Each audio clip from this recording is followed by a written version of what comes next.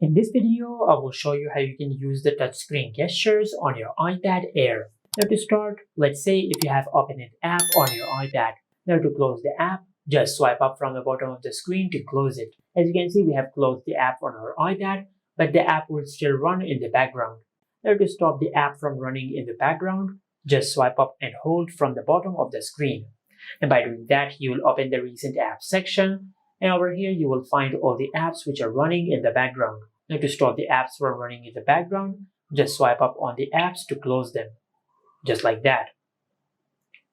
Now for the next gesture, let's say if you have opened an app and if you're going to a page, if you want to go back, just simply swipe from the left side. And by doing that, you will go back from any page on your iPad. Now, of course, there are some pages which are not designed, so you could go back by simply swiping from the left side. So in that case, just look for an arrow at the upper left corner on the screen, and by tapping on the arrow, you will just go back.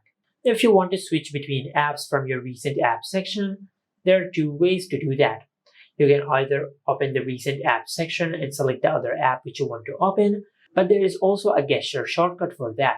And that shortcut is that you can swipe to the right or to the left side at the bottom of the screen. And after you do that, you will switch between apps from your recent apps section. And if you want to open an app from the dock on your iPad, just swipe up a bit from the bottom of the screen and you will open this dock.